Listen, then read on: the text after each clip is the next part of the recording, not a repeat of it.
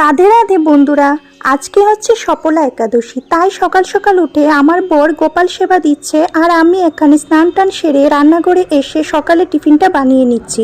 যেহেতু আজকে একাদশী তাই আমরা আজকে চাল বা ডাল জাতীয় কোনো জিনিস খাওয়া যাবে না, শুধুমাত্র আটা বা ময়দা দিয়ে যে কোনো খাবার আর ফলমূল খাওয়া যেতে পারে। তাই আমি ভাবলাম কড়াইশুঁটি দিয়ে কচুরি ও আলুর দম বানিয়ে নেই।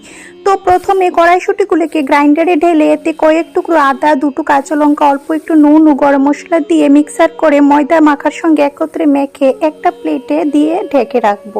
তারপর এদিকে আমি একটা কড়াইতে অল্প তেল দিয়ে এতে তেজপাতা, গোটা জিরে ফোড়ন দিয়ে এতে একে একে আদা কুচি, লঙ্কা কুচি ও কুচুনো টমেটো দিয়ে এতে স্বাদ মতো নুন ও জিরে গুঁড়ো দিয়ে দেব।